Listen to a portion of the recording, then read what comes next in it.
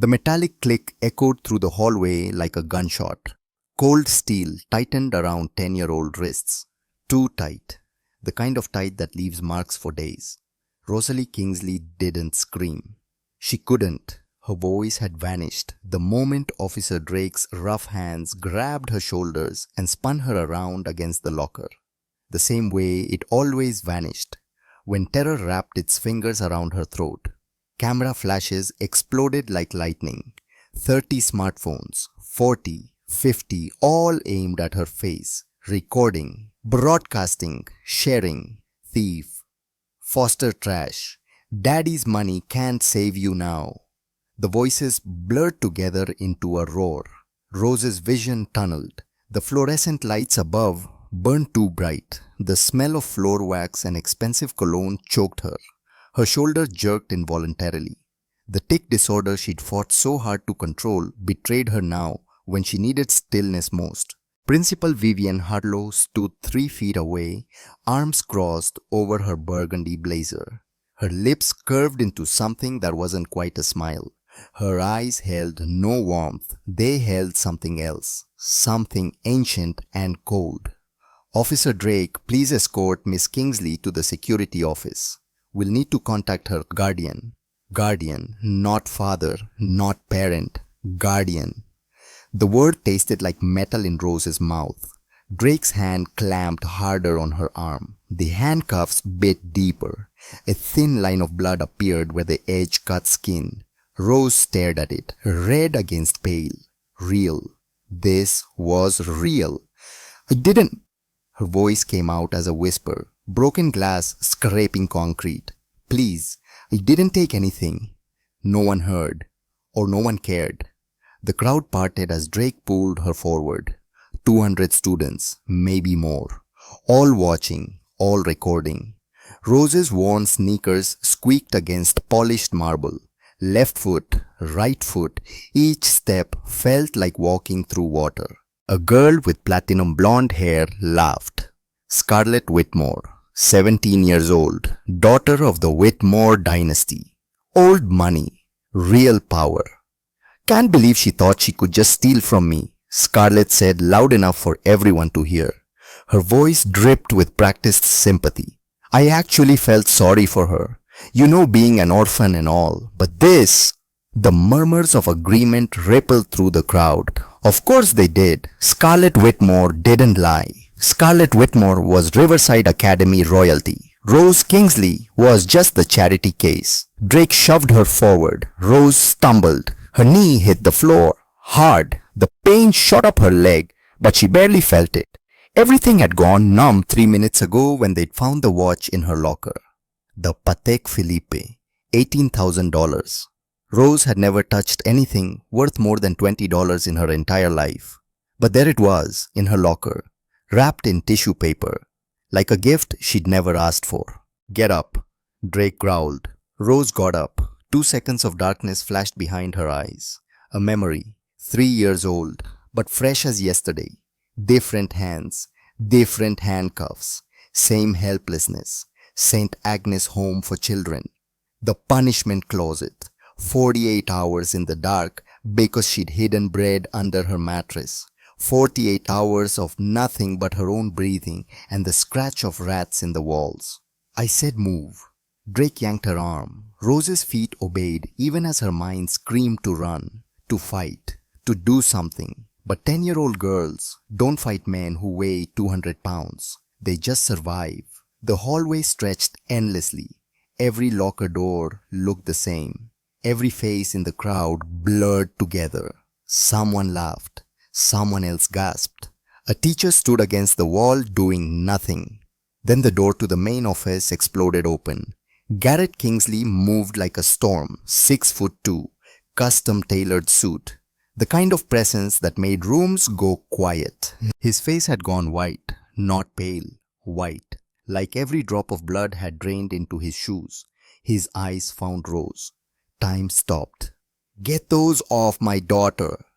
The words came out like thunder. Drake actually stepped back. Principal Harlow's mouth fell open. Garrett closed the distance in 4 strides and his hands were already reaching for the handcuffs.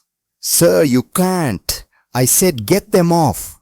Garrett's fingers fumbled with the lock. His hands shook. Rose had never seen her father's hands shake. He built tech empires. He negotiated billion-dollar deals. His hands didn't shake. The cuffs clicked open. Rose's wrists fell free. Garrett reached for her shoulders. Rose, are you?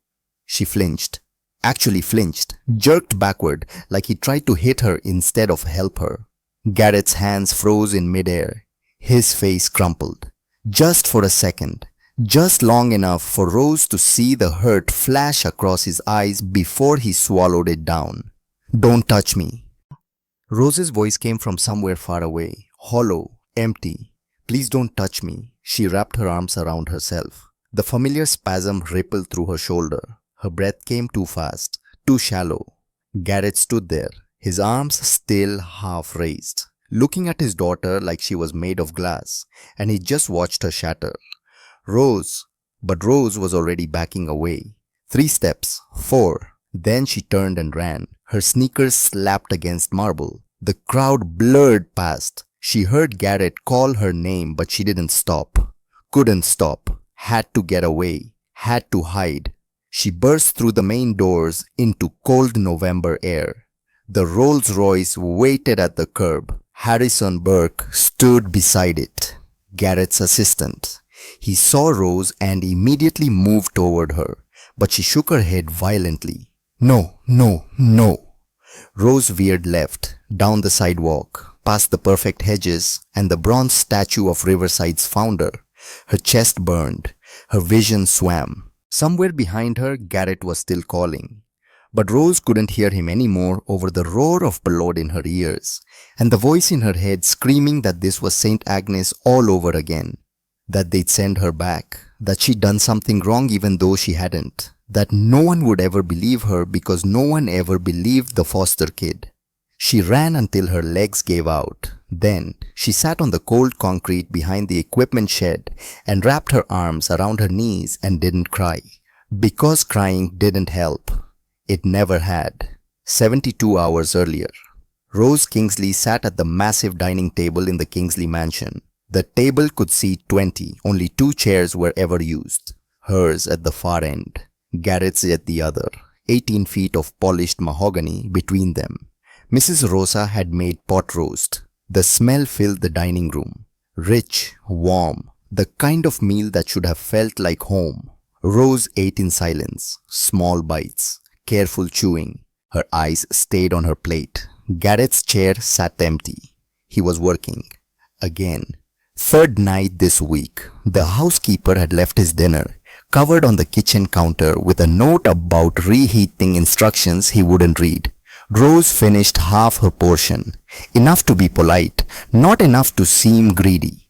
She had learned the rules at St. Agnes. Take too little and they say you're ungrateful. Take too much and they call you a pig. The sweet spot was always somewhere in the middle. She wrapped the other half in a napkin, carefully, making sure not to let any gravy drip. Then she slipped it into her backpack hanging on the chair beside her. Mrs. Rosa walked in with dessert, apple pie, Rose's favorite. Kate used to make it every Sunday before she got sick. No thank you, Mrs. Rosa. I'm full. That was a lie. Rose was never full, but she'd learned that lying was sometimes necessary for survival. Mrs. Rosa's eyes went soft. She didn't say anything, just nodded and took the pie back to the kitchen. Rose climbed the stairs to her room. 17 steps. She counted them every time. 17 steps between the warm kitchen and her cold bedroom. The room was huge, bigger than the entire sleeping quarters at St. Agnes. California king bed, walk-in closet, private bathroom with marble floors, everything a little girl could want. Except it wasn't her room.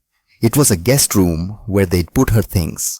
Rose set her backpack on the desk, unzipped it, pulled out the napkin with pot roast. She crossed to the bookshelf and moved 3 books aside. Behind them was a plastic container, the kind meant for cereal.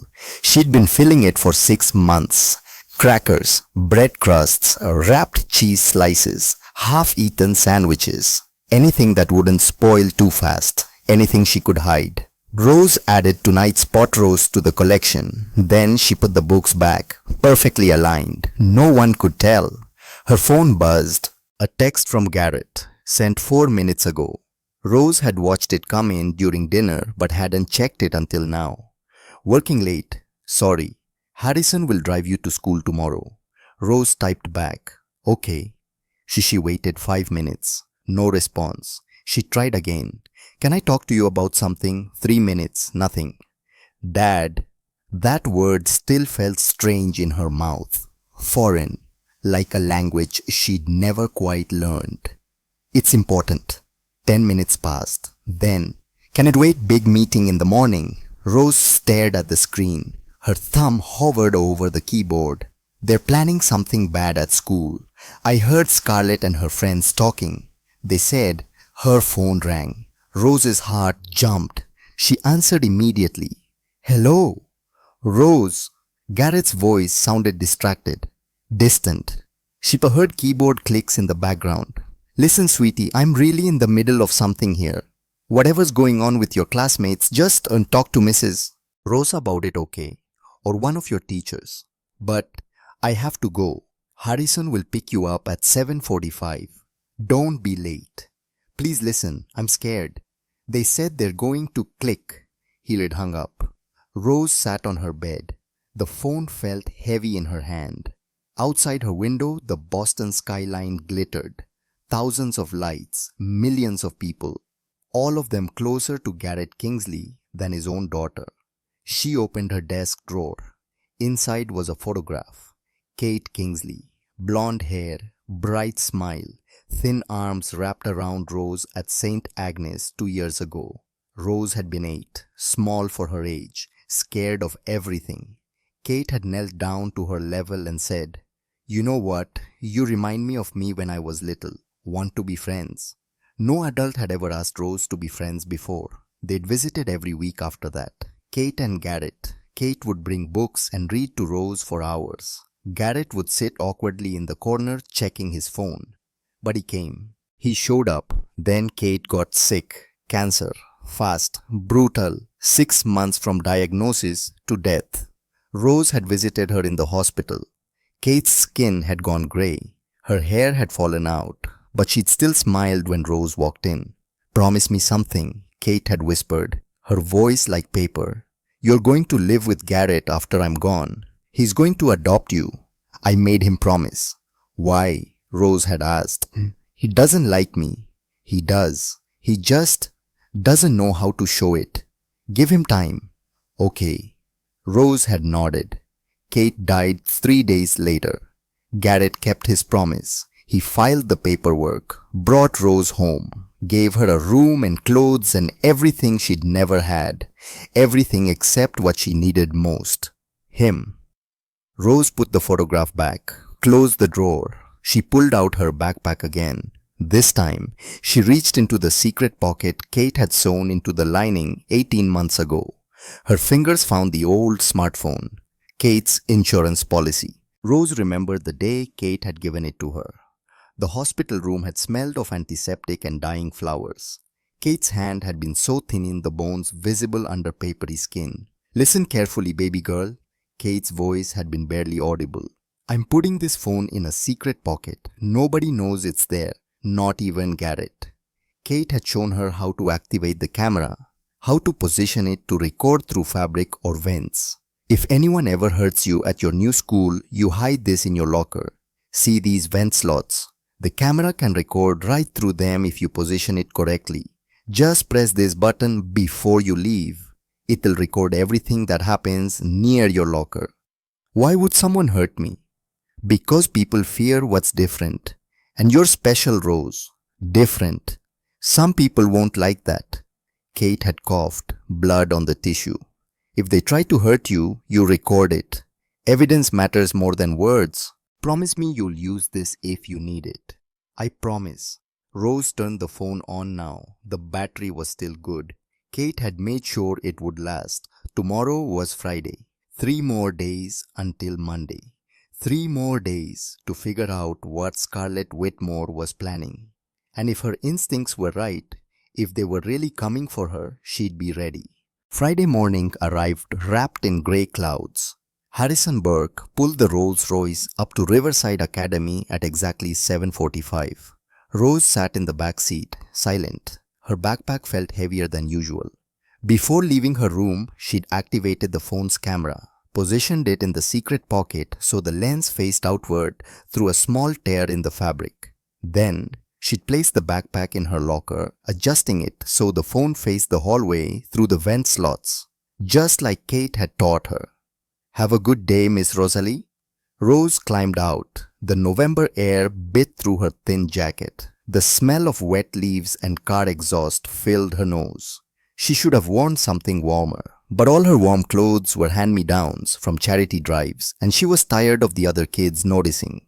Riverside Academy looked like a castle, red brick, ivy-covered walls, Gothic architecture that screamed old money and older traditions. The kind of place where your last name mattered more than your first. Rose walked through the main entrance. The hallways smelled like floor wax and expensive perfume. The heating system hummed, making the air stuffy and warm. Lockers lined both sides. Each one cost more than Rose's entire wardrobe. She turned left toward her locker. Number 304. Third hallway. Fourth row. Scarlett Whitmore stood 20 feet away, surrounded by her usual crowd. Madison, Brittany, the twins, whose names Rose could never remember, and Callum Ashford, 18 years old, senior, captain of the lacrosse team, Scarlett's boyfriend, the kind of guy who'd never looked at Rose before this week. But this week, he'd looked at her 3 times, and Rose had learned at St. Agnes that when predators start paying attention, bad things follow. She kept her head down, moved quickly to her locker. The metal was cold under her fingers. She spun the combination, left, right, left. The lock clicked. She opened the door just enough to grab her geometry textbook. The backpack sat inside angled perfectly. The phone's lens faced outward through the vent slots. Recording. Rose grabbed what she needed, closed the locker, locked it. She didn't see Callum watching her, didn't see him noting the combination as she spun it. But the phone saw. The phone saw everything. 1:13 in the morning. The Kingsley mansion sat silent except for the grandfather clock in the hallway. Its steady tick-tock the only sound. Garrett lay in his study, wide awake, staring at the ceiling. His phone sat on his chest. 14 missed calls from Rose. 6 voicemails he hadn't listened to. He'd been working. Important merger. Time sensitive. He'd tell her tomorrow. Explain. She'd understand. A sound broke the silence. Soft. Barely there. The creak of a cabinet opening downstairs. Garrett sat up. Checked the time. 1:15 now. Who was in the kitchen? He stood. Crossed the hallway in bare feet. The hardwood was cold. Reached for the kitchen door. The light was on but dim. The automatic dimmer kept it low at night. Garrett pushed the door open. What he saw would stay with him forever. Rose knelt beside the garbage can. Her small hands elbow deep in trash. Orange peels, coffee grounds, empty containers. The sharp smell of rotting food filled the air. She found something, a piece of bread, days old, crusts torn off, probably from Tuesday's lunch. She pulled it out, brushed off the coffee grounds, brought it toward her mouth. Garrett's voice came out strangled. "Rose!" She jerked like she'd been shot. The bread fell. A glass bottle rolled out of the garbage and shattered on the tile. The sound like a gunshot in the quiet house. Rose scrambled backward. Her spine hit the cabinet. Her hands flew up to cover her ears. Her mouth opened in a silent scream. No sound came out. Just that horrible empty silence of someone whose voice has been scared away. Her whole body trembled. The tick in her shoulder worse than Garrett had ever seen it. Garrett stood frozen, his bare feet inches from broken glass, his mind trying to process what he'd just seen. His daughter eating from garbage, in a house with 3 refrigerators, a walk-in pantry, more food than they could eat in a year. Rose, what? He took a step forward. Glass crunched under his foot. He didn't notice. She flinched, actually recoiled like he'd raised his hand to hit her. Garrett stopped, his heart cracking down the middle. The fridge is full. Why are you? He couldn't even finish the sentence. The smell of garbage clung to everything. Why are you eating from the trash? Rose's hands slowly lowered from her ears. Her eyes wouldn't meet his. She stared at the broken glass between them. Blood welled up from a small cut on her palm where she'd grabbed the bottle edge. I'm sorry. Her voice barely existed. I didn't mean to wake you. That's not... Garrett swallowed hard. Rose, honey, look at me. Please. She did. Finally. Her eyes were huge, terrified. The eyes of someone who expected punishment. Why are you eating from the garbage? I'm scared. Scared of what? If I take real food, you'll send me back. The words hit Garrett like a physical blow. Send you back to where? St. Agnes. Rose's voice shook. They said if I take too much, if I'm greedy, if I'm bad, you'll send me back. And at St. Agnes, we only ate twice a day, sometimes once. So I saved things. Just in case. Garrett's knees nearly gave out. He gripped the counter edge. The granite was cold under his palms. Who said I'd send you back? Everyone at school, they say foster kids are temporary. That rich people only take us for tax breaks. That when you get tired of me, stop. Garrett's voice came out hoarse. Rose, stop. That's not... I would never... But the words died in his throat. Because hadn't he been treating her exactly like that? Temporary and obligation. Something to be managed between board meetings and conference calls. Garrett slowly lowered himself to the floor. 5 feet from Rose. Not too close. Not touching. Just sitting. So their eyes were level. The cold tile seeped through his pajama pants. Listen to me very carefully. You are not going back to St. Agnes. Ever. You are not temporary. You are not a tax break. You are my daughter.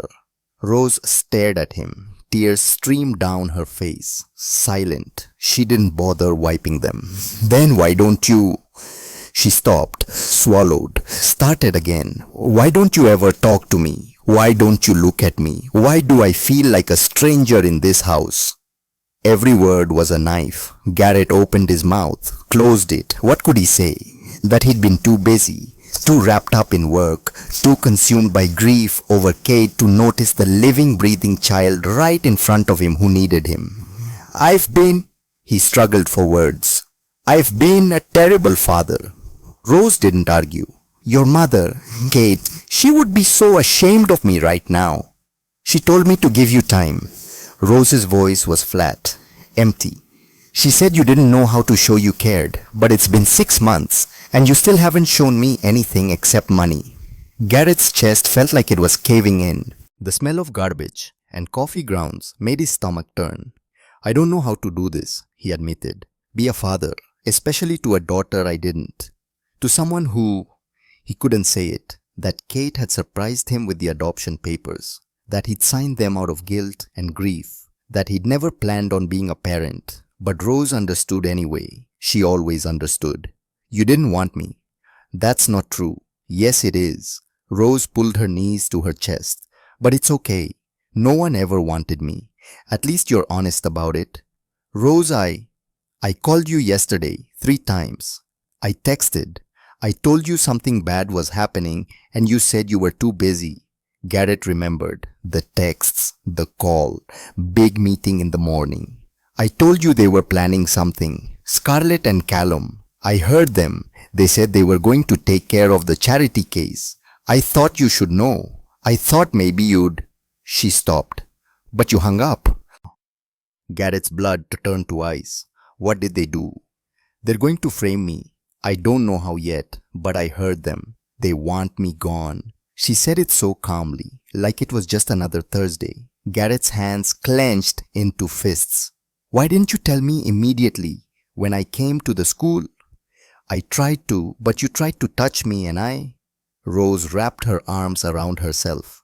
At St. Agnes, when adults touched you, it was never good. So I ran. And when I got home, you weren't here. You never are. Every word landed like a hammer blow.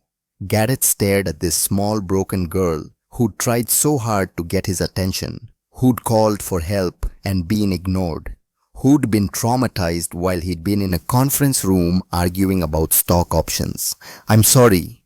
The words felt pathetically inadequate. The kitchen was too quiet except for the hum of the refrigerator. "Rose, I'm so sorry. Everyone will believe I did something wrong. They always do. Not this time. Not if I can help it." Garrett leaned forward slightly, still not touching. "Tell me everything. What exactly did you hear?" Rose hesitated. Then she started talking. She told him about Scarlett's whispered conversations, about Callum watching her, about feeling like prey. Garrett listened to every word, and with each sentence his face grew harder, more focused. The CEO returning, the man who'd built an empire from nothing. "Do you have any way to prove what they're planning?" Rose's eyes flickered to her backpack on the chair. Maybe Kate gave me something before she died. A phone with a camera. She told me to use it if I needed evidence. Garrett's breath caught. "Did you?" "I put it in my locker this morning. It's recording now. If they do what I think they're going to do, the phone will see it." Garrett stared at his daughter, this child he'd underestimated, who'd been preparing for war while he'd been ignoring the signs. "Rose, that's brilliant." She blinked. "It is. Yes. Evidence. Hard proof. That's what wins cases." He stood, held out his hand. "Come on, let's clean up this glass. Then we need to talk strategy." Rose looked at his hand, then at his face, making a calculation, a choice. Slowly, she reached up, her small fingers wrapped around his. For the first time in 6 months, father and daughter touched without fear between them. Garrett gently pulled her to her feet. He found a dish towel, wrapped it carefully around her bleeding palm. The blood had already stopped, but the cut looked painful. "Tomorrow, we'll figure this out together. But tonight, can I make you something to eat, real food, from the actual kitchen?" Rose's lips twitched, almost a smile. "You don't have to. I want to. Please, let me do this one thing right." Rose considered, then nodded. Garrett opened the refrigerator, pulled out eggs, cheese, butter. The cool air felt good after the stuffiness of the kitchen.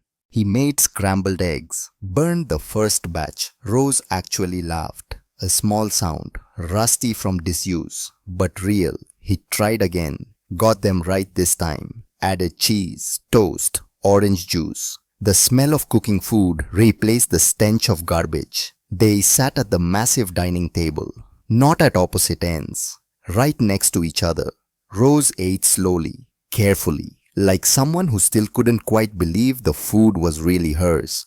Garrett watched her. This brave, broken, beautiful child that Kate had loved, that he'd ignored, that he was just now starting to see. "Rose, yeah, I'm going to fix this.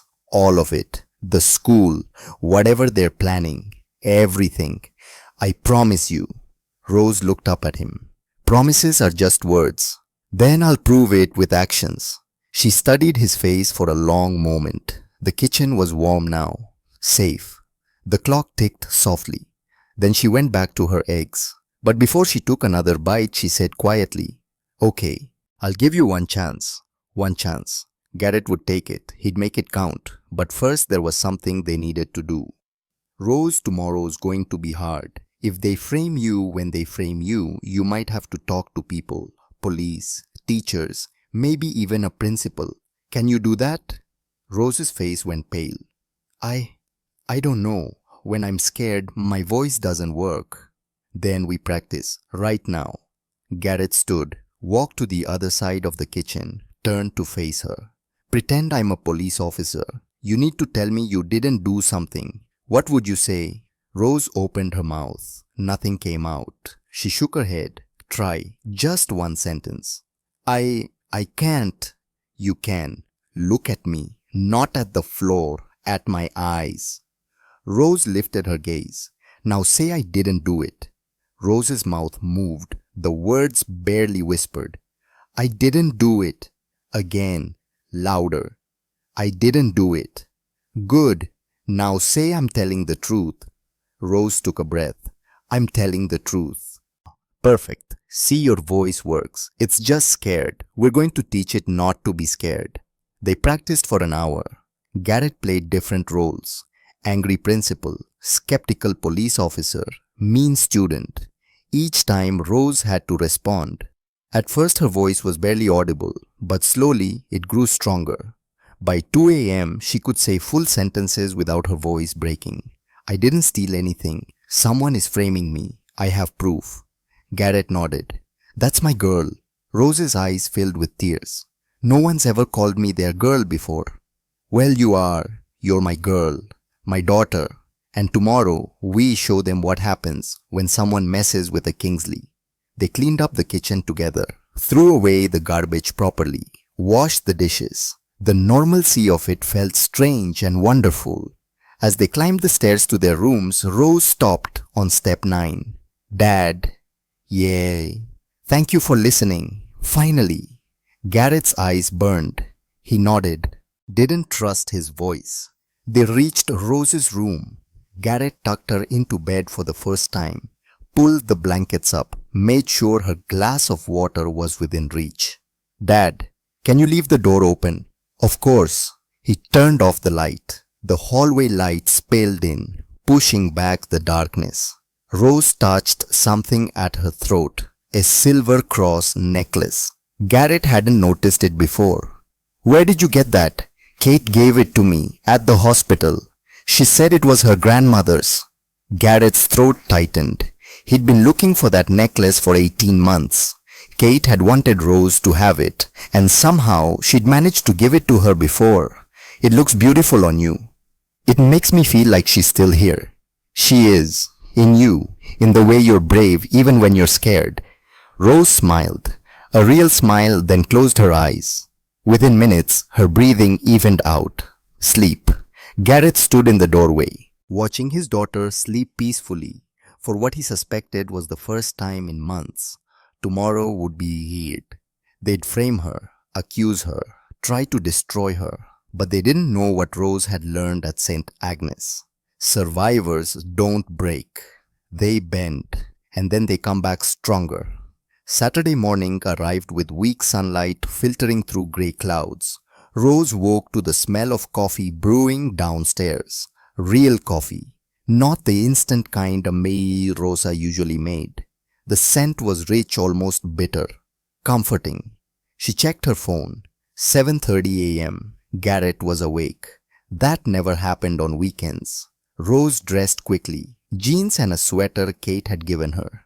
She touched the cross necklace at her throat, a habit now, like checking that her voice was still there.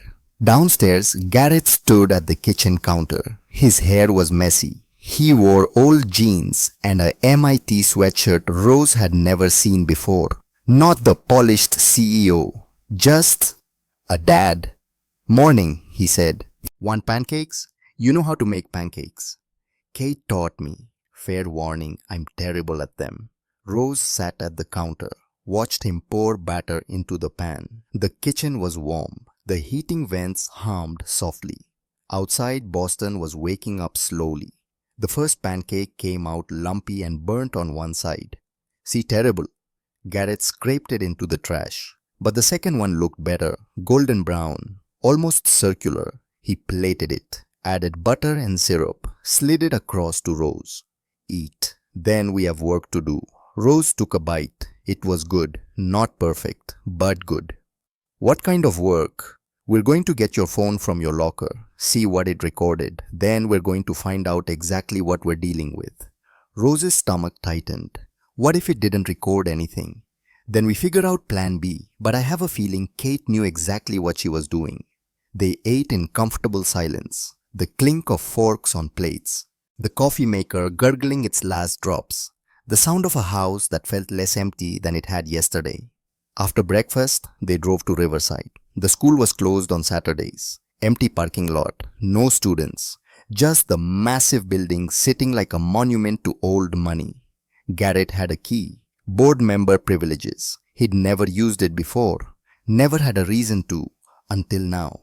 They walked through the empty hallways. Their footsteps echoed. The smell of floor wax was stronger without the cover of perfume and teenage sweat. Rose's hands trembled as they approached her locker. "It's okay," Garrett said softly. "I'm right here." Rose spun the combination. The locker opened. Her backpack sat where she'd left it, positioned perfectly. She pulled out the phone. The battery was at 42%, still recording. Rose pressed stop, then opened the camera roll. 3 video files. Her heart pounded as she pressed play on the first one. The footage was grainy, shot from inside the locker through the vent slots, but clear enough. The timestamp read Thursday, 7:42 a.m. The hallway appeared empty for 30 seconds. Then Callum Ashford walked into frame, looking around nervously, making sure no one was watching. He approached Rose's locker, pulled something from his jacket. The watch, the Patek Philippe, gleaming in the fluorescent light. Callum pulled out a piece of paper. Rose recognized it. Her class schedule. Someone had given it to him, or he'd stolen it from her cubby. He read the locker number, 304. Then he glanced at the paper again. The combination was written there in Scarlett's handwriting. Rose had shown Scarlett her combination weeks ago when Scarlett had asked to borrow a textbook. That's how they'd planned it. That's how they'd known. Callum spun the combination. The lock clicked open. He placed the watch inside, wrapped in white tissue paper. Arranged it carefully on top of the geometry textbook where it would be impossible to miss. Then he closed the locker, checked the hallway again, and walked away. Timestamp 7:44 a.m. The video continued. At 8:15 a.m., Scarlett appeared with her friends. She discovered the watch was missing. Her performance was perfect. Shock, confusion, then anger. The rest played out exactly as Rose remembered. The crowd gathering, Principal Harlow arriving, Officer Drake with the handcuffs. The phone had captured it all. Garrett stared at the screen. His jaw clenched so hard, Rose could see the muscle jumping. "That's evidence of conspiracy," he said quietly. "Evidence tampering, false accusation. That's enough to clear you and charge them." "There's more." Rose pressed play on the second video. This footage was different. Shaky. Handheld. Rose had hidden the phone in the girls' bathroom trash can the day before. Positioned it so it faced the mirror. Scarlett appeared on screen. Alone. Staring at herself in the mirror. She practiced expressions. Shock. Wide eyes. Hand over mouth. Confusion. Furrowed brow. Tilted head. Anger. Narrowed eyes, clenched jaw. She cycled through them, perfecting each one. The audio picked up her muttering to herself. "My watch is gone. Someone took my watch. Oh my God, that's my watch." She was rehearsing, preparing for the performance. When she was satisfied, she checked her phone. A text from Callum. "Done. It's planted." Scarlett smiled. Cold. Calculating, nothing like the sweet girl she pretended to be. "Perfect," she said to her reflection. "Bye-bye charity case." The video ended. Garrett's hands had curled into fists. The tendons stood out on his forearms. That's premeditation. They planned this for days, maybe weeks. "There's one more." Rose's voice was barely above a whisper. The third video was the longest. 2 hours of footage from various angles as Rose had moved the phone around campus. Most of it was useless. Hallway traffic, boarding classes. But at the 47-minute mark, something changed.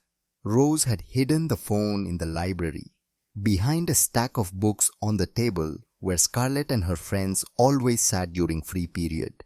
The audio was muffled but clear enough. Scarlett's voice. "My dad's going to be pissed if he finds out I gave you my real watch, Callum."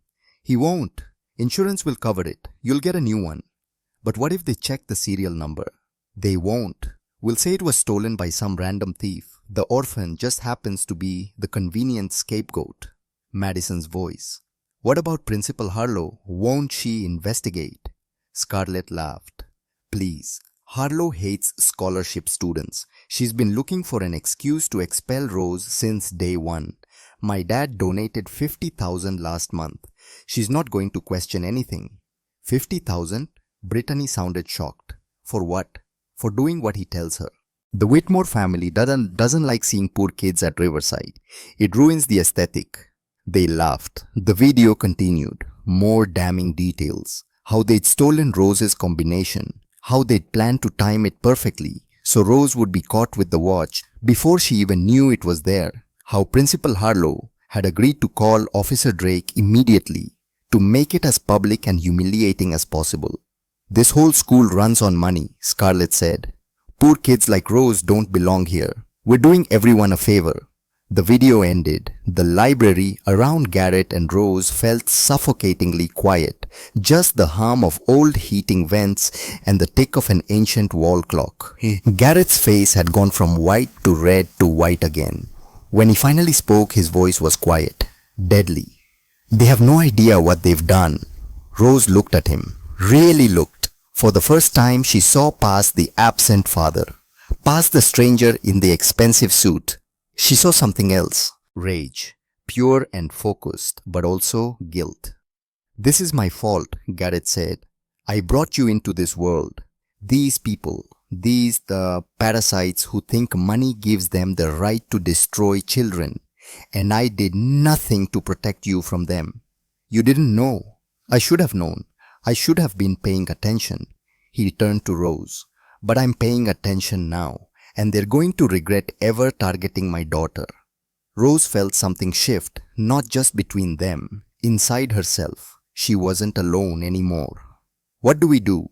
First, we secure this evidence, multiple copies, cloud backup, physical drives. We're not taking any chances.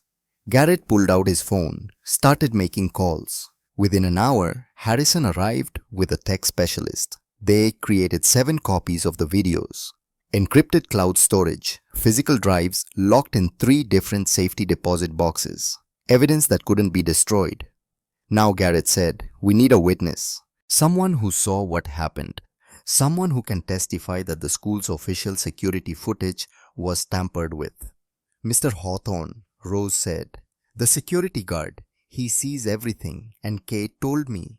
She said if I ever needed help, find the person nobody notices. Garrett pulled up the school directory on his phone, found Edwin Hawthorne's address. Let's go. The drive took 23 minutes. The neighborhood changed from manicured lawns to cracked sidewalks, from mansions to small houses with peeling paint. Bundled to Edwin Hawthorne's house sat at the end of a dead-end street, pale yellow siding, shutters hanging crooked. But the garden was neat. Someone cared even if they couldn't afford repairs. Rose felt her confidence wavering as they parked across the street. The practice with Garrett had helped. But this was real. This was asking a stranger to risk everything. Remember what we practiced, Garrett said gently. Look at his eyes. Speak clearly. Tell the truth.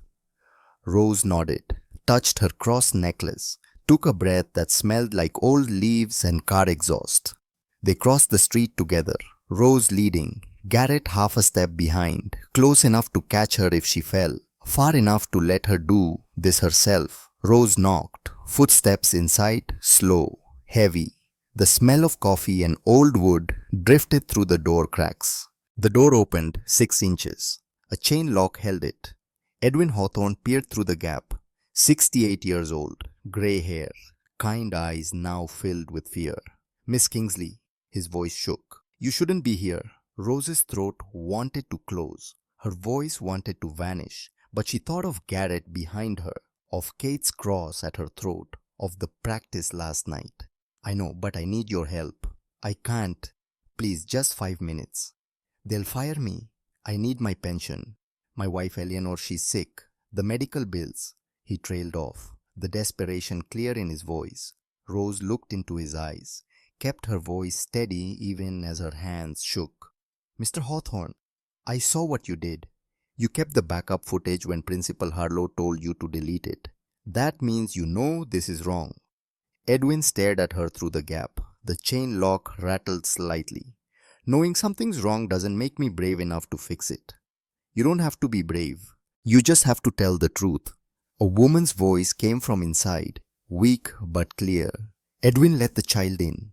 Edwin looked back, then at Rose. Then slowly, he unhooked the chain. The door opened.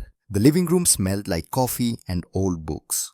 Worn furniture that had been carefully maintained. Photographs covering every surface. The heating was on high, making the air almost stuffy.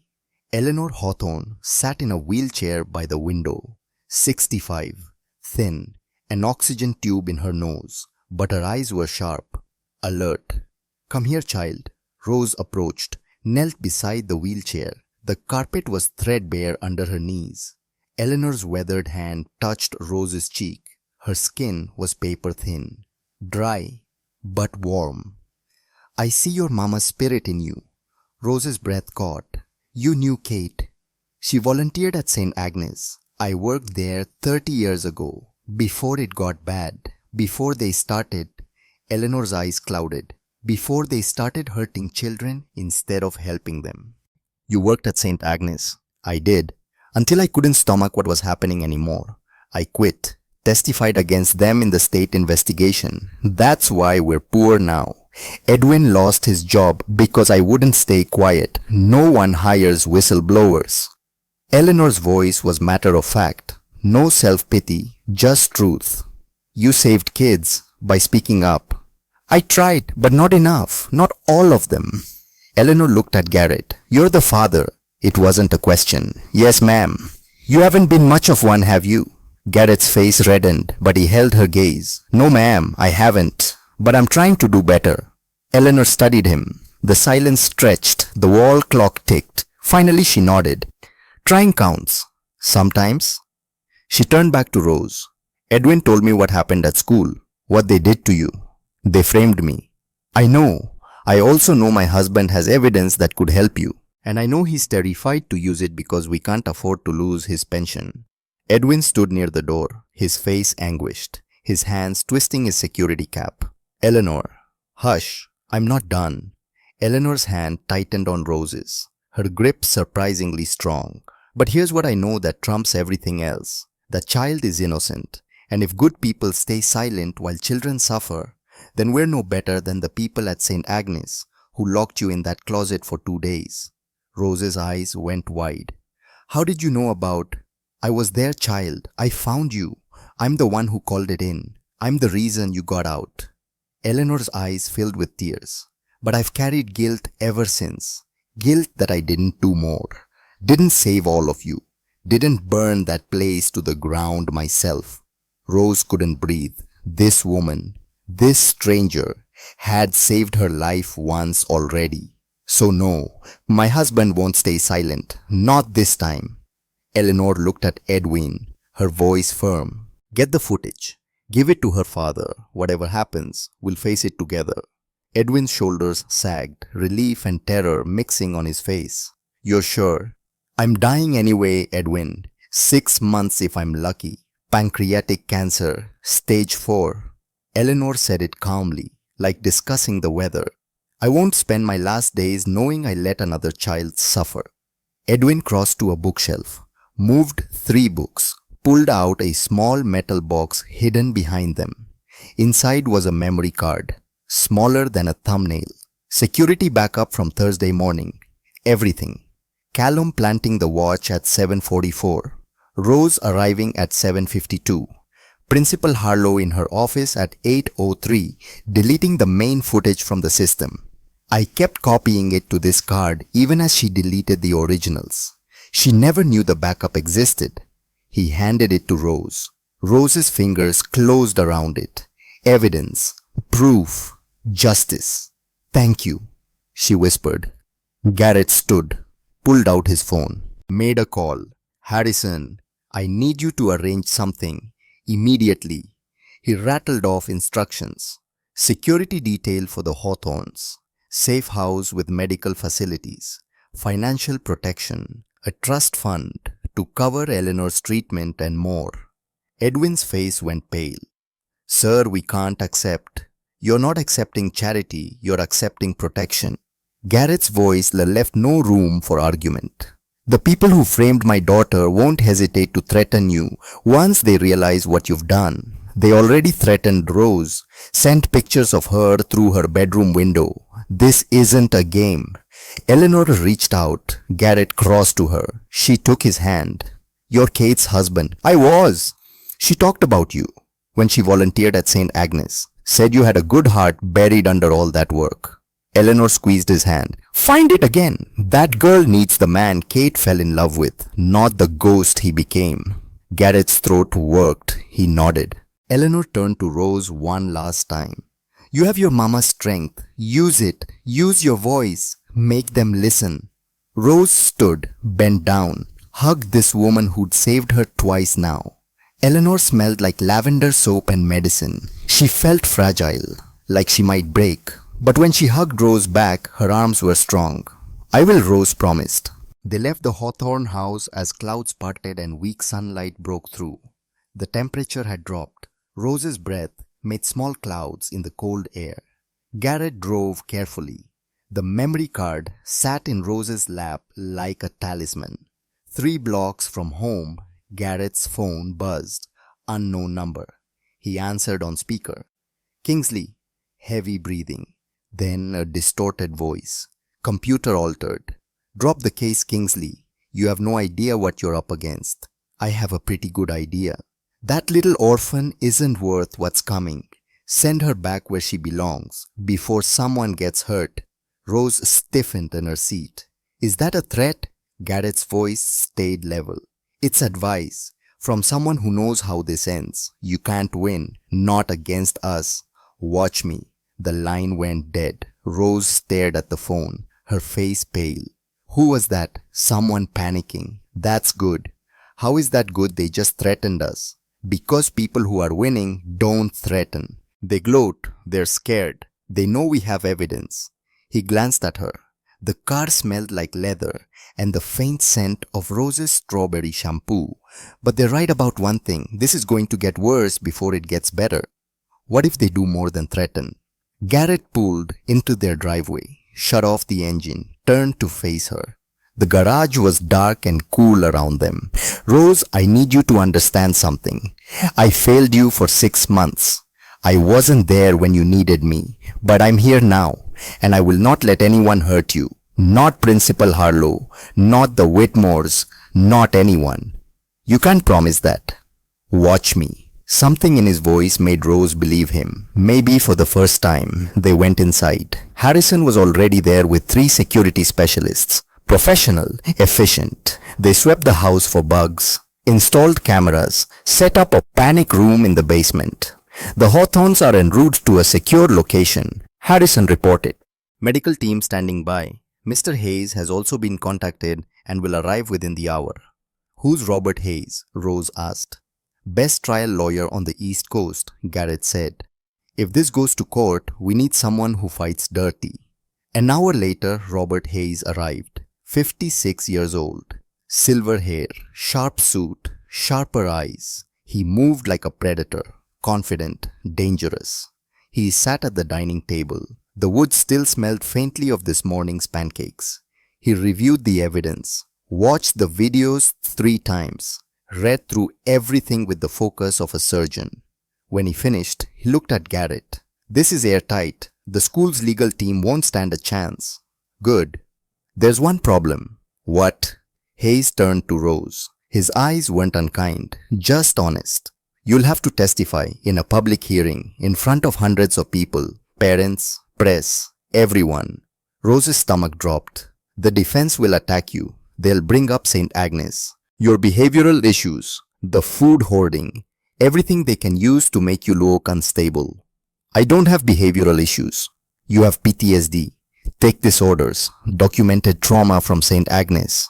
Hayes' voice remained matter of fact. They'll use it, make you seem unreliable. The judge will listen to you, but the court of public opinion is different. They need to see you're credible, sympathetic, strong. Rose looked at Garrett. Can't you just show them the video? Videos can be called into question, Hayes explained. Timestamps allegedly altered. Footage purportedly manipulated. Your testimony makes it real, makes it human, makes it impossible to ignore. I can't. Rose's voice went small. The dining room felt too big, too cold. I can't stand up in front of all those people. I can barely talk to you. Hayes leaned forward. Rose, I've been doing this for 30 years. I have seen brave people and cowards. You know what makes someone brave? Not the absence of fear. It's doing the hard thing even when you're terrified. I'm not brave. You investigated your own case. You found witnesses. You built evidence better than most adults could. You did what trained detectives should have done. Hayes met her eyes. That's brave. That's extraordinary. Rose's hands twisted in her lap. Her shoulder wanted to twitch, but she controlled it. Garrett knelt beside her chair. You don't have to do this. We can settle. Make them drop the charges quietly. You never have to face them. But they win, Rose whispered. You win. You get to go to a new school, start over, forget this ever happened. And the next kid, what happens when Scarlett decides another scholarship student doesn't belong? When Principal Harlow frames someone else who doesn't have a billionaire father or secret video evidence? Garrett had no answer. Rose looked at Hayes. If I testify, what happens? You tell the truth, I protect you as much as I can. But it won't be easy. They'll make you relive the worst day of your life in front of strangers. They'll try to break you, make you cry, make you look weak. And if I don't, they probably settle. You walk away, but nothing changes. The system that failed you fails someone else. Rose was quiet for a long time. The house settled around them. The heating kicked on. The refrigerator hummed. Then she said, Kate told me to use my voice. Kate isn't here anymore, Garrett said gently. No, but I am. And I have a voice even if it's scared. Rose looked at Hayes. When's the hearing? Monday, 9 a.m. Then I have 2 days. To do what? Practice, prepare, figure out how to be brave. Hayes smiled, a real smile, warm. I can help with that. Saturday passed in a blur of preparation. Hayes drilled Rose on questions. How to answer, how to stay calm, how to look at the judge instead of the crowd, how to breathe through panic. Rose stumbled through every practice run.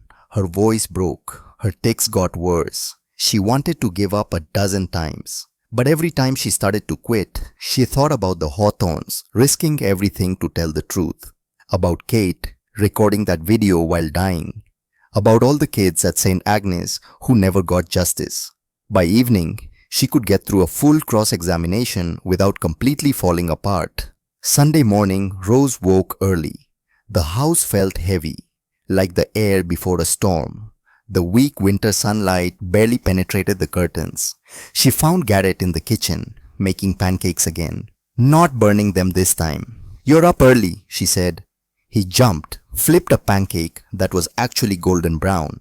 Couldn't sleep. He plated the pancake, started another. Big day tomorrow. Yeah. They stood in silence, the pancake batter sizzling, the coffee maker gurgling. Outside, Boston was quiet, Sunday morning still. Rose, I need to tell you something. She waited.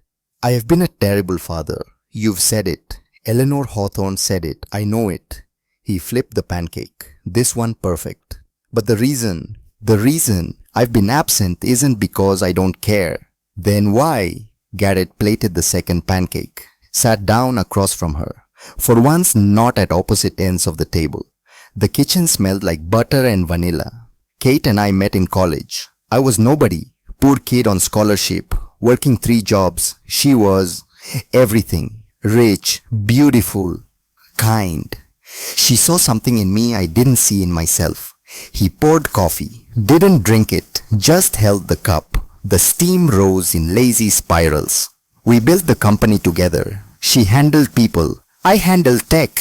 We were partners in everything. Then she got sick. His voice cracked. Cancer. Aggressive. She fought for 6 months. I watched her disappear piece by piece. Rose's throat tightened. 2 weeks before she died, she made me promise to adopt you. She'd been visiting St. Agnes for years. She'd bonded with you, saw herself in you. I didn't understand then, but I promised because I couldn't say no to anything she asked. You adopted me out of obligation. I adopted you out of grief. I thought having you would make me feel closer to Kate. But instead, he finally looked at Rose. Instead, every time I looked at you, I saw everything I'd lost. Kate's project, Kate's kindness, Kate's love, and I couldn't handle it. So I worked, hid in board meetings and mergers, anything to avoid feeling. Tears ran down his face. But these past 2 days, watching you fight, watching you be brave, I finally understand what Kate saw. She didn't want you to replace her. She wanted you to save me, to remind me that life keeps going even when you think it can't. Rose's own tears fell, silent, hot. I don't know how to be a father. I'm going to mess up a lot, but I'm done hiding.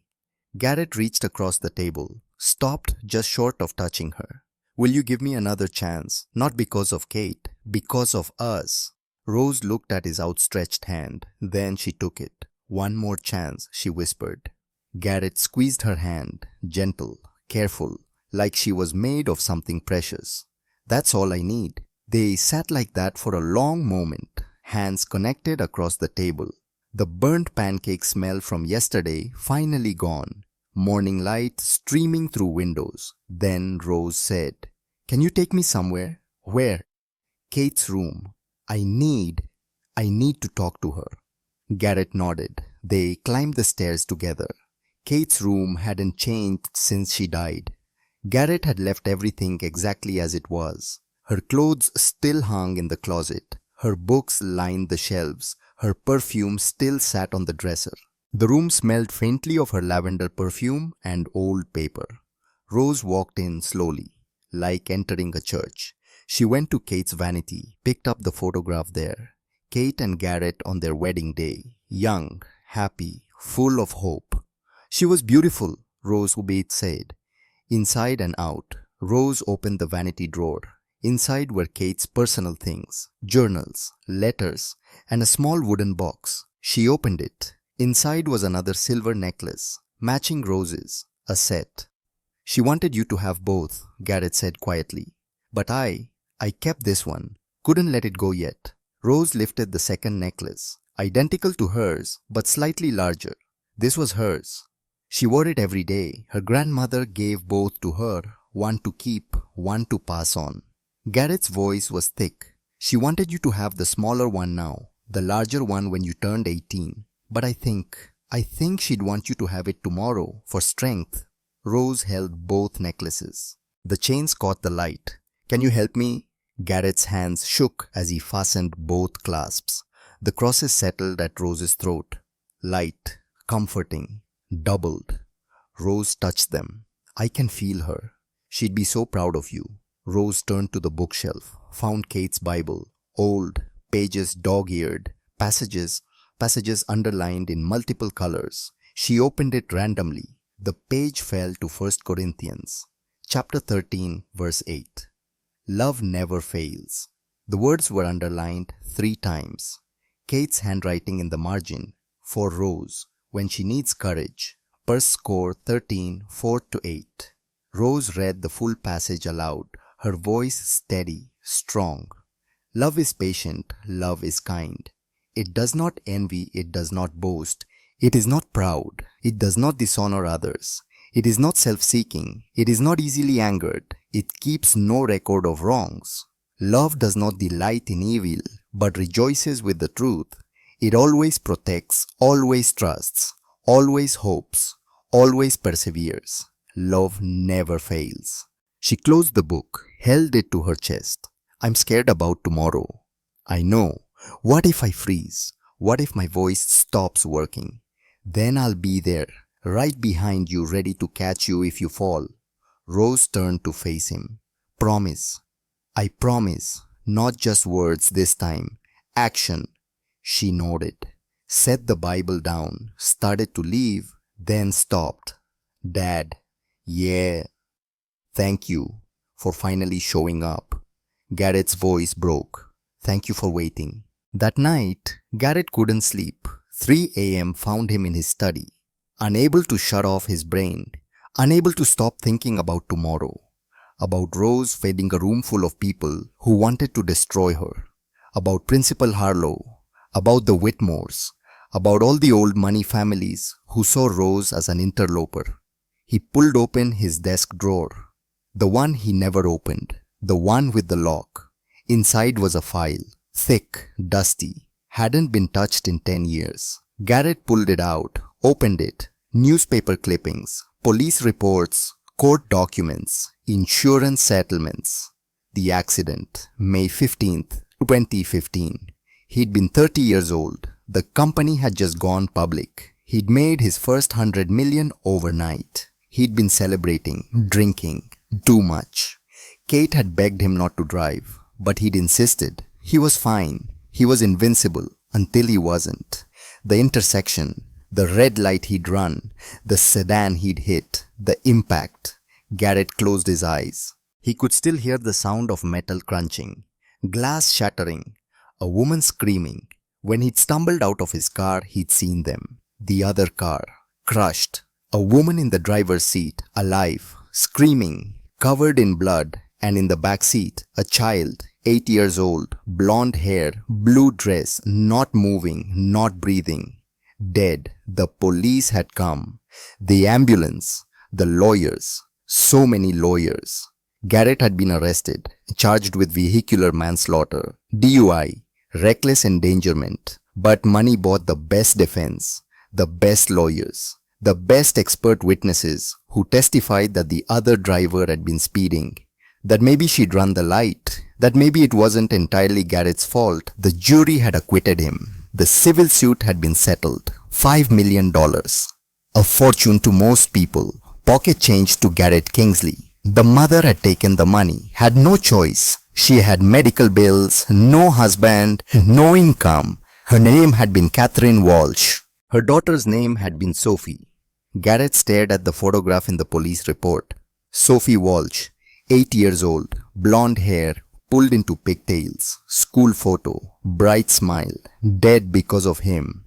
He'd never met Catherine Walsh after the settlement. The lawyers had handled everything.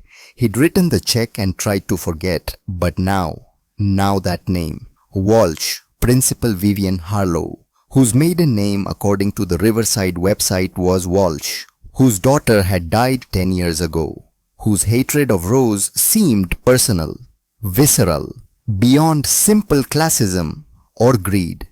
An eye for an eye, Garrett whispered. She didn't just want Rose expelled. She wanted Rose destroyed, humiliated, traumatized, the way her daughter had been destroyed.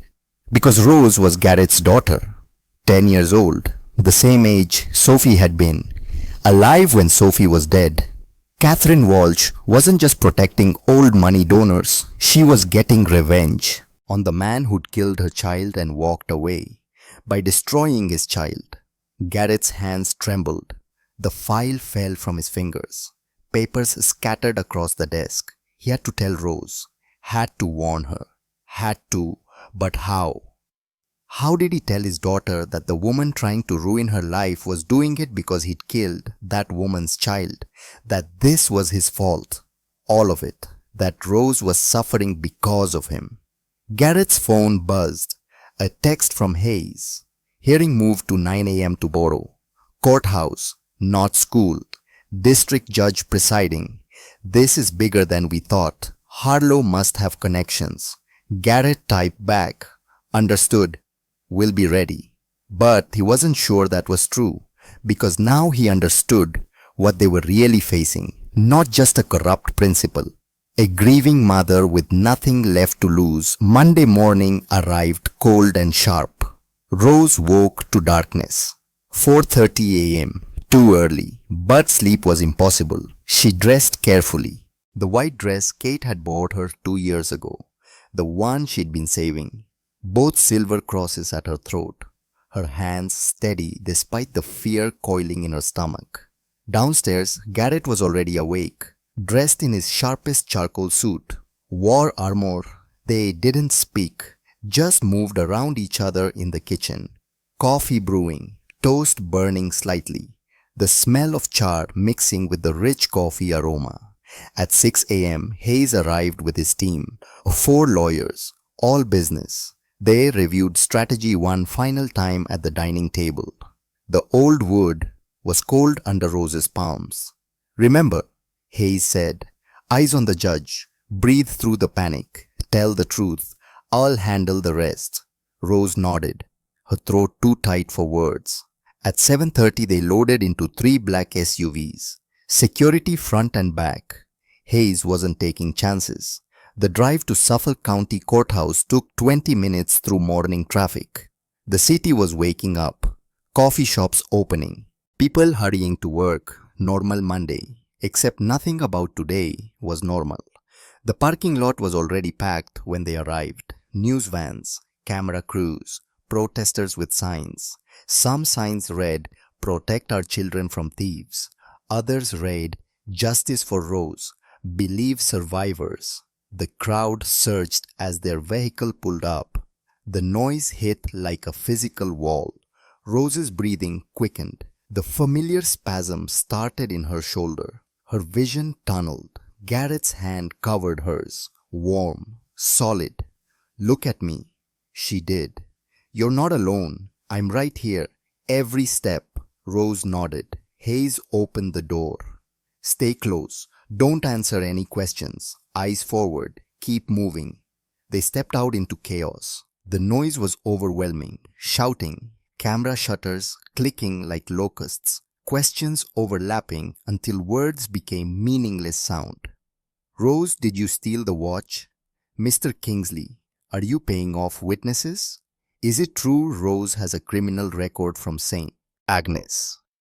Rose's vision blurred. Too many people. Too close. The smell of coffee breath and cigarette smoke and unwashed bodies pressed together. Then Garrett's hand touched her back. "Steady, grounding. Keep walking," he murmured. They pushed through. Hayes and his team formed a barrier. Security kept the crowd back, but barely. Rose kept her eyes on the courthouse doors ahead. Just 30 feet. 20. 10. Someone threw something. An egg. It hit the pavement near Rose's feet. Yellow yolk splattered across her white shoes. Garrett didn't flinch, just kept his hand on Rose's back, kept moving forward. They reached the doors, pushed through. The heavy doors cut off the noise like a guillotine blade. Inside the courthouse was blessedly quiet, just the echo of footsteps on marble. The smell of old paper and lemon cleaning solution, cool air from ancient air conditioning. But ahead, the courtroom hummed with voices. The gallery was filling up, hundreds of people. Rose stopped walking. "I can't." "You can," Hayes said firmly. "You've already done the hard part. You survived St. Agnes. You survived being framed. This is just talking about it. That's the hard part. Then we make it easier." Hayes knelt down, eye level, his expensive suit creaking. "Listen to me. When you're up there, you don't have to look at the crowd. Look at the judge. Look at your father. Look at me. Pretend it's just us in the room." "But it's not." "No, but your voice doesn't know that. Your truth doesn't change based on how many people are listening." Rose's hands gripped both crosses at her throat. The metal was warm now from her skin. Hayes stood, adjusted his tie. "Time to show them what truth looks like." They walked to the courtroom doors. Hayes pushed them open. 300 faces turned to stare. The room was massive, high ceilings, dark wood paneling, built to intimidate. The air was warm but dry. The smell of old wood and nervous sweat hung heavy. Judge Patricia Coleman sat at the raised bench, 62 years old. Iron gray hair pulled back severely. Expression carved from granite. Principal Harlow sat with her legal team, 4 lawyers in expensive suits, Marcus Thornton leading them, confident, smug. The smell of expensive cologne drifted from their table. The gallery was packed, parents, teachers, students, press, every eye on Rose. She walked down the center aisle. Her legs felt like water, each step echoing. Garrett walked behind her, close enough to catch her if she fell. They reached the front. Hayes directed Rose to a chair, isolated in the center of the room, like an island, the defendant's chair. Rose sat, The wood was cold through her thin dress. Her hands gripped the armrests. Judge Coleman banged her gavel, the sound like a gunshot. This hearing will come to order. The room silenced instantly. We are here to address accusations of theft against Rosalie Kingsley, age 10 student at Riverside Academy. The school has filed for immediate expulsion based on theft of valuable property. Coleman's voice was neutral, giving nothing away. Mr. Hayes, you represent the child. Hayes stood. I do your honor. Principal Harlow, you're represented by Marcus Thornton Rose. Smooth, practiced. Marcus Thornton, your honor. Thornton and Associates. Very well, opening statements. But Thornton, you may begin. Thornton approached the bench, every movement calculated. Your honor, this is a straightforward case. A troubled child from a difficult background stole valuable property from a fellow student. We have evidence, witnesses. The item was found in her possession. We're not here to destroy this child. We're here to protect the other students at Riverside Academy and maintain the integrity of our institution. He clicked a remote. A screen lowered behind the judge's bench. Photos appeared. Rose's locker, the watch inside. Rose being handcuffed, her face twisted in fear. This child has documented behavioral issues, food hoarding, tic disorders, post-traumatic stress disorder. She comes from St. Agnes Home for Children, a facility currently under federal investigation for systemic abuse. We sympathize with her struggles, truly we do. But sympathy doesn't excuse theft. It doesn't excuse violating the trust of her peers and this institution. Murmurs rippled through the gallery. Rose's face burned. Every word a knife. She wanted to disappear, to sink through the floor. Her shoulders started twitching. Thornton continued. The school recommends immediate expulsion and mandatory psychiatric evaluation, not as punishment, but for her own good and the safety of others. Some environments are simply not appropriate for children with Miss Kingsley's challenges. He sat down, looking satisfied. Judge Coleman turned to Hayes. Your opening statement. Hayes stood, buttoned his jacket, walked to the center of the room. His voice came out quiet, conversational, like he was chatting with a friend. Your Honor, I've been practicing law for 30 years. I've seen a lot of cases, a lot of guilty people trying to look innocent, a lot of innocent people who can't prove it. He paused, let the silences stretch. This isn't one of those cases. He clicked his own remote. The screen changed. Rose's handwritten notebook appeared. Timeline, evidence, names, timestamps. This is a 10-year-old child who built a criminal investigation better than most police departments. Not because she's disturbed, because she's brilliant, because she knew she was innocent, and because she refused to stay silent. Gasps rippled through the gallery. Hayes continued. Rose Kingsley didn't steal anything. She was framed, systematically, deliberately, by students and staff who wanted her gone because she didn't fit their vision of what Riverside Academy should be. And I can prove it with video evidence, with witness testimony, with documentation that will show this court exactly what happened. Thornton jumped up. Objection. This is inflammatory. Save it for testimony, counselor. Judge Coleman's voice cut like a blade. Continue, Mr. Hayes. Thank you, Your Honor. Over the next hours, we will present irrefutable evidence proving that Rose Kingsley is not a thief. She's a survivor who refused to be silenced. And that's what really scares the people trying to destroy her. Because if she can fight back, if she can win, then their entire system of privilege and control crumbles. Hayes sat down. The room buzzed, whispers everywhere. The sound like wind through dry leaves. Judge Coleman banged her gavel. Prosecution, call your first witness. Thornton stood. We call Principal Vivienne Harlow. Harlow walked to the witness stand, poised, perfect. Every inch the respected educator. She wore a navy suit, pearl necklace, hair immaculate. She was sworn in. Thornton began. Principal Harlow, how long have you worked at Riverside Academy? 15 years, the last 7 as principal. Her voice was cultured, refined. And in your professional opinion, did Rose Kingsley steal Scarlett Whitmore's watch? I believe she did. The evidence is clear. The watch was found in her locker. There's no other explanation. Can you describe Miss Kingsley's behavior during her time at Riverside? Harlow's expression turned sympathetic, concerned. Rose has struggled significantly. She hoards food in her locker, has frequent emotional outbursts, isolates from other students. We've tried to help her, provided counseling, extra support, but her behavioral issues have escalated rather than improved. Lies. Every word carefully constructed lies. Rose's nails dug into the chair arms. The wood was smooth, polished, hard. Thornton nodded. And when the watch was discovered, Rose became violent, tried to run. It took Officer Drake and myself to restrain her safely. She was clearly guilty and trying to escape consequences. More lies. Rose wanted to scream, but her voice was locked somewhere deep inside. Her throat closed, her breathing shallow. Thornton finished, sat down looking pleased. Hayes approached Harlow, his expression pleasant, almost friendly, but his eyes were cold. Principal Harlow, you mentioned Rose hoards food. Yes. Why do you think she does that? Harlow hesitated. Behavioral issues stemming from her past.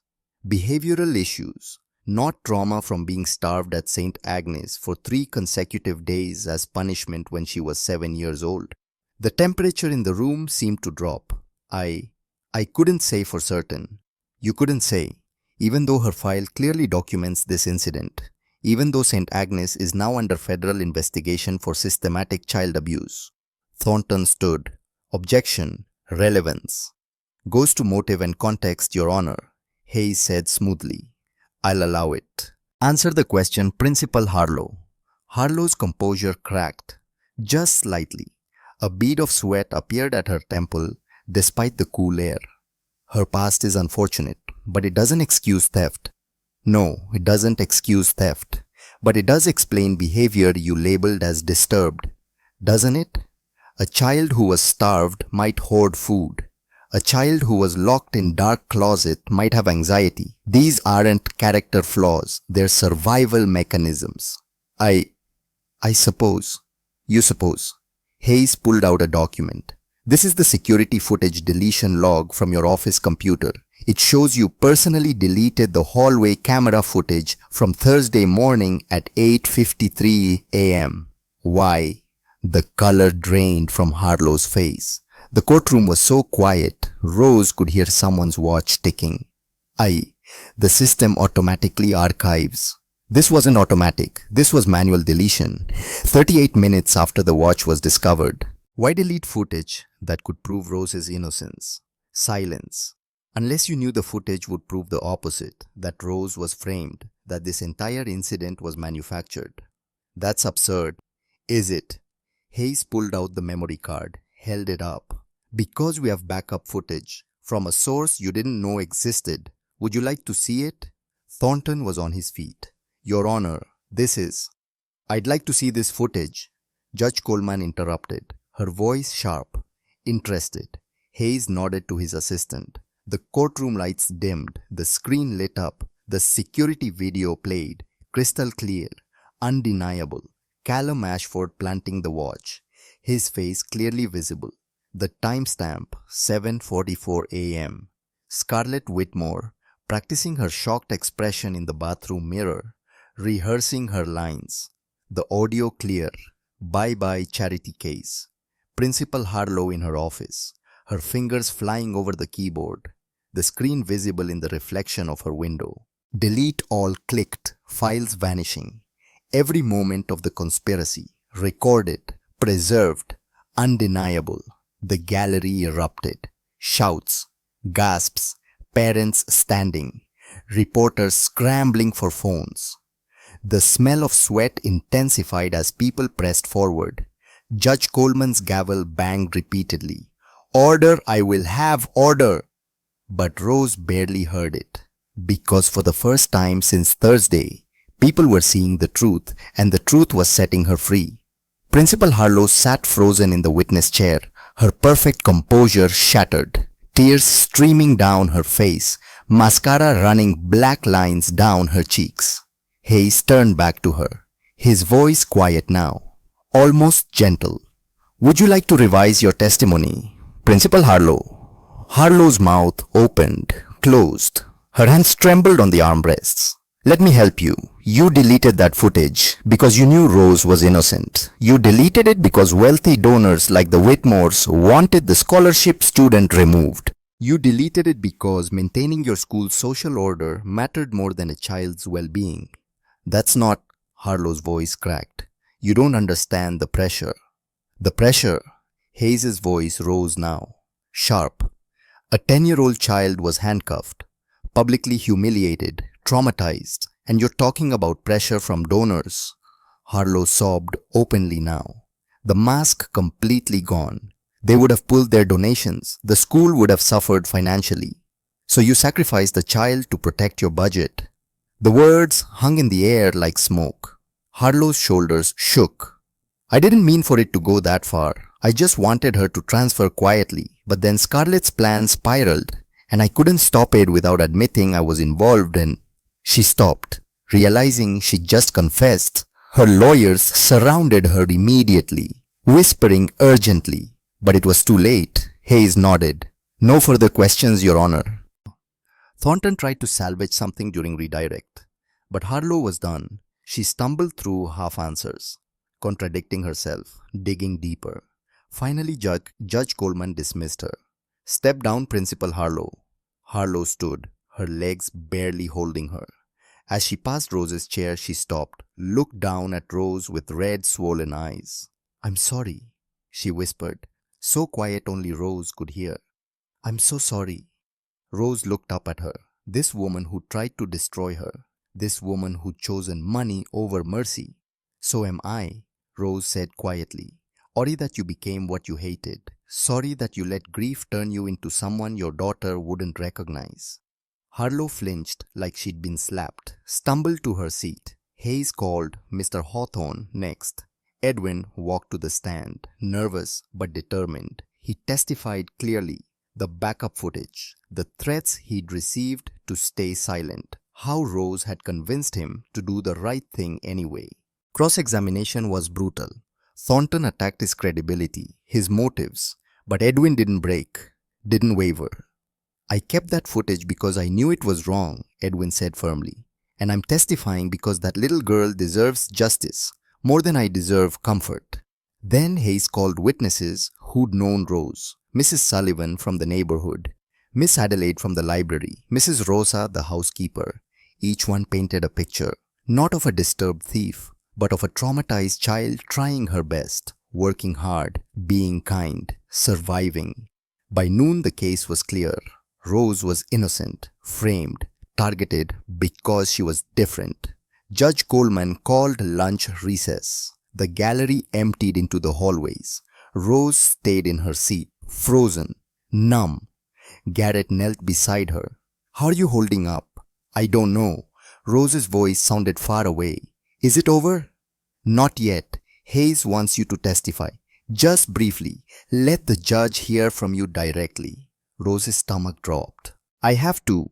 Only if you're ready. If not, we have enough evidence. No. Rose cut him off. I need to do this for me and for everyone else they might hurt if I don't. Hayes approached. Rose, the judge wants to hear from you, but I'll keep it short, just a few questions. You just tell the truth. Can you do that? Rose nodded.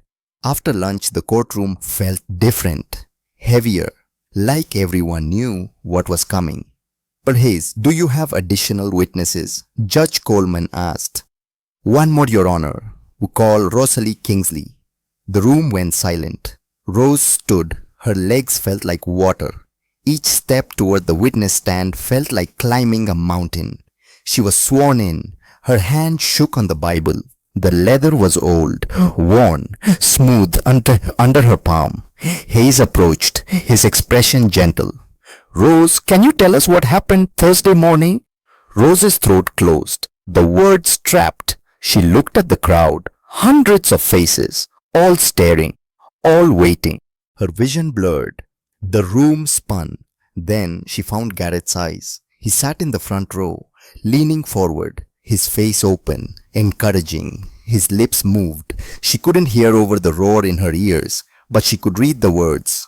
You've got this. Rose took a breath. The air conditioning hummed. Cool air on her hot face. She let it out slow. I got to school at 7:45. Her voice came out small, but clear. Harrison dropped me off. I went to my locker, number 304. When I opened it, there was a watch, wrapped in white paper. I didn't put it there. What did you think when you saw it? I was scared. I knew someone was trying to hurt me, because I don't belong at Riverside. Not really. I'm not rich. I'm not from an old family. Her voice cracked. I'm just a foster kid who got lucky. Do you remember what happened next? Scarlett started yelling that her watch was missing. Everyone came over. Principal Harlow called Officer Drake. Rose's voice shook. He put handcuffs on me. Really tight. They hurt. She held up her wrists. Faint bruises still visible. Yellow-green now. Healing but not healed. The gallery murmured. Sympathetic now instead of hostile. What did that feel like, the handcuffs? Rose closed her eyes. Like St. Agnes. Like the punishment closet. Like being trapped with no way out. Can you tell us about St. Agnes? Rose opened her eyes. Looked at the judge, not the crowd. When we were bad at St. Agnes, they'd lock us in closets. Sometimes for days. No food. No water. No light. Just darkness. And if you cried, they added more hours. So you learned not to cry, not to make noise, not to exist. The courtroom was completely silent. Even the reporters had stopped typing. The handcuffs felt like that, like no one cared if I was innocent. Like I was going back to that place. Hayes' voice gentled. Rose, did you steal Scarlett's watch? No. Have you ever stolen anything? No. At St. Agnes we had nothing. But Kate, my mom. Kate, she taught me that stealing is wrong. That even when you have nothing, you don't take what belongs to someone else. You survive with dignity. Hayes nodded. Rose, I need to ask you something difficult. Principal Harlow said you have behavioral issues. That you hoard food. Is that true? Rose's face flushed. Yes. Why? Because I'm scared. Her voice dropped to almost a whisper. At St. Agnes, they used food as punishment. Once they didn't feed me for 3 days because I hid bread under my mattress. I thought I was going to die. So now I save food, hide it. Just in case someone decides I don't deserve to eat again. Just in case what? Just in case Garrett, my dad, sends me back. Just in case this is temporary, like everyone says. Just in case I'm too broken to keep. Tears streamed down her face. She didn't wipe them away. The silence in the room was absolute. Heavy, suffocating. Hayes' voice was barely above a whisper. Rose, do you think you're broken? Rose looked at him, then at Garrett, then at the judge. I used to, but Kate told me something before she died. She said broken things can be fixed, or they can be strong in different ways, like bones that break and heal stronger than before. Rose touched the crosses at her throat. I'm not broken anymore. I'm just bent, learning to straighten again. Do you feel strong now? Rose glanced around the courtroom, at Mr. Hawthorne, at Mrs. Sullivan, at Miss Adelaide, at all the faces that had shifted from judgment to compassion. I'm learning to be, with help. Hayes smiled. No further questions, Your Honor. Thornton approached for cross-examination, his expression hard, calculating but less confident now. Miss Kingsley, you say you didn't steal the watch, but you have a documented history of taking things without permission, don't you? Objection. Hayes was on his feet. What history? At St. Agnes, you were punished multiple times for hoarding food. Correct. Rose's voice went small again. Yes. So you do take things without permission. I took bread crusts from the trash to survive. That's not the same as stealing an $18,000 watch. Isn't it taking what doesn't belong to you? Something inside Rose snapped. She stood up. The action so sudden, Thornton stepped back. No. Her voice rang clear, strong. My situation is that I survived. I survived starvation and abuse and people like you who look at hurt children and see criminals instead of victims. Her eyes blazed. I didn't steal that watch, But even if I had every problem you're trying to pin on me, I would still deserve better than being handcuffed and humiliated in front of my entire school for something I didn't do." The gallery erupted in applause. Spontaneous, genuine. Judge Coleman's gavel struck once. Order. But even she looked impressed. Rose sat down. Her heart pounded. But she felt something new. Power.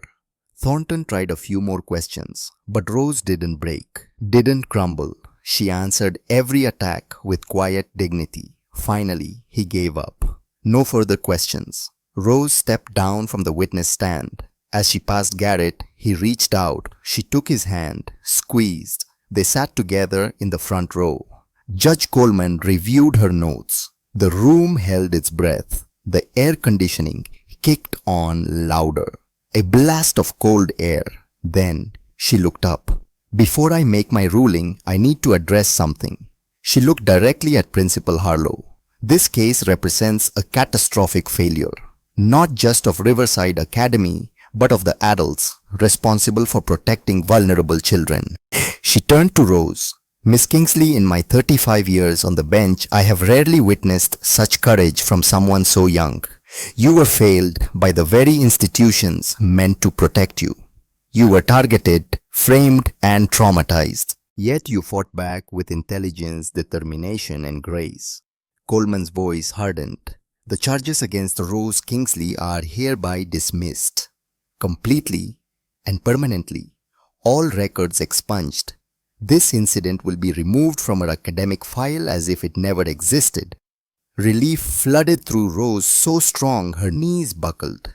Garrett caught her, held her up, but Judge Coleman wasn't done.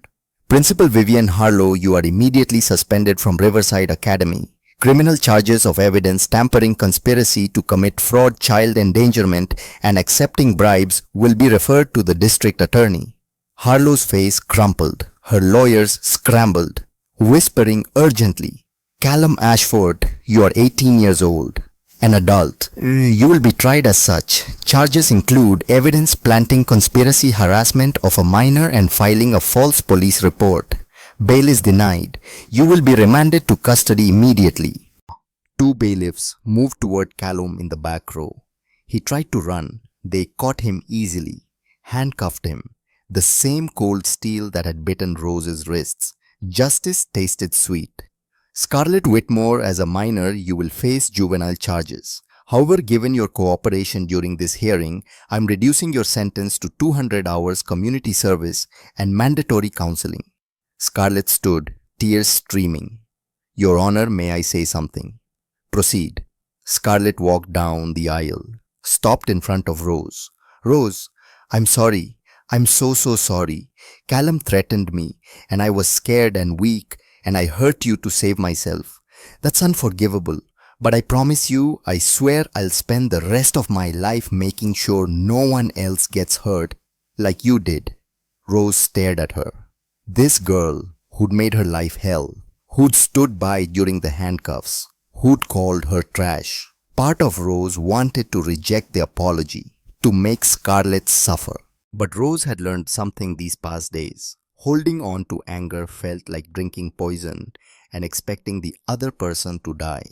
"Thank you for finally telling the truth," Rose said quietly.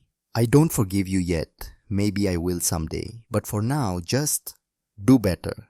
Be better." Scarlett nodded, wiped her eyes. "I will. I promise I will." She returned to her seat. Then Garrett stood. "Your Honor, may I address the court?" Coleman looked surprised. "Mr. Kingsley, this is highly irregular.